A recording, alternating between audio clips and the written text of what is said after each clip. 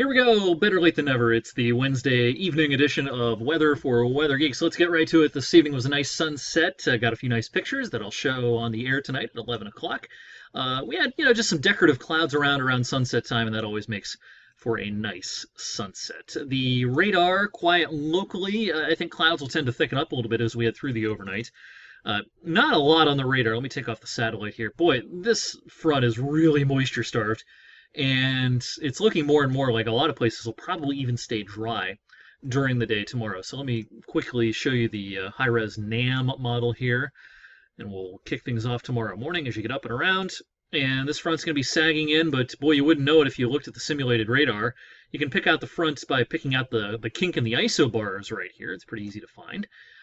It's Meteorology 101 for you. When you see kind of the isobars kinked like that, there's usually a boundary in there.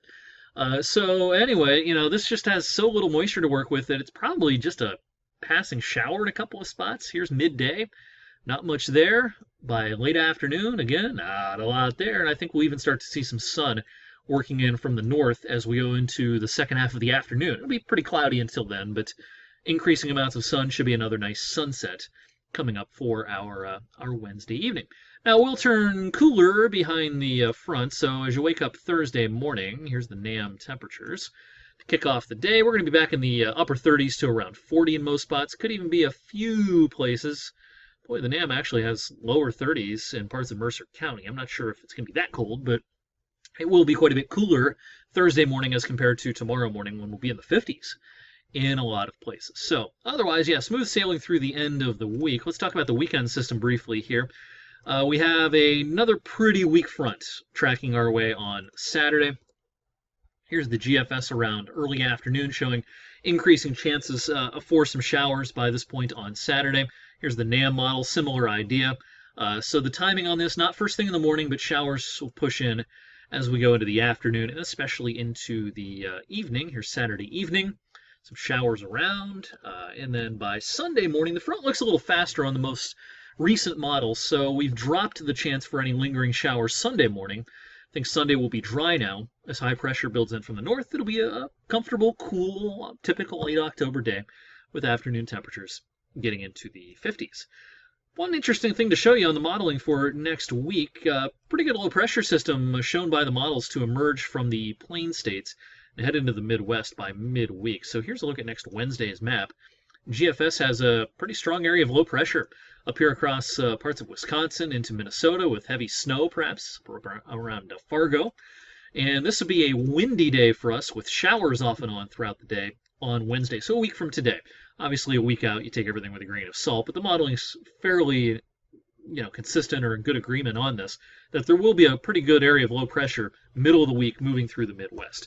And doesn't mean snow for us, but perhaps a wind-driven, showery kind of a day next Wednesday into Wednesday night. And the pattern looks coolish for the end of next week. I've gotten some questions about Halloween, and just for fun, here's Halloween morning next Saturday. If this were to be exactly right, you'd have a clear, calm day with high pressure building into the northeast.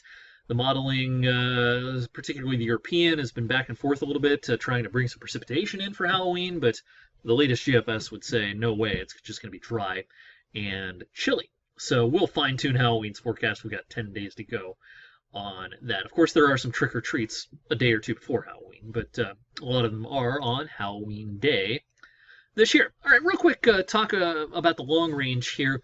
Wanted to show you a couple of things about November. One of the tools we use when we're trying to make a seasonal forecast, whether it be for a month or an entire season, is something called analogs. We look back at previous years that had similar setups in the atmosphere and in the oceans, particularly, as far as the placement of warm pools and cool pools.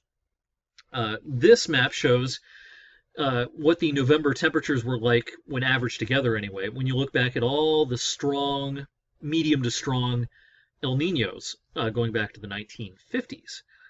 So when you throw all those in the hopper, it ends up being, in our area, somewhat cooler than average November, and a chilly November out across the plain states when you look at the analogs, the strong and medium strength El Niños going back to the 50s.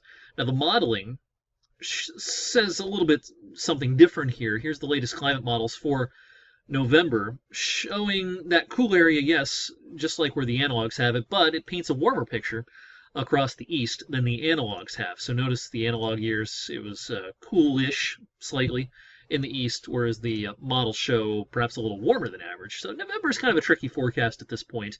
We're going to kind of take a middle of the road approach here this early in the game and say November will probably pan out to be fairly typical temperature-wise.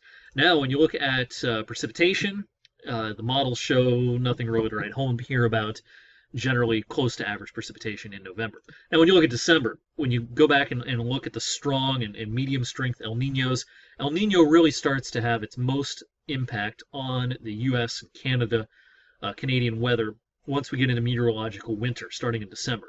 So when you throw all those years in the hopper, you end up with a pretty warm picture here across the Midwest into the Great Lakes, the Ohio Valley, and down into parts of the South as well, while the Southwest is cool. So that's a little hint as to what I'll be talking about in our official winter forecast, which comes out a week from tomorrow on TV at 11 p.m. I will probably do a Weather Geek version like this, showing a more in-depth forecast either earlier in the evening next Thursday, or I might even do it on Wednesday evening. So stay tuned for that. And I thank you for watching the Wednesday night weather for Weather Geeks. I'll have another edition of this video in about 24 hours on my weather blog and on wfmj.com/weather.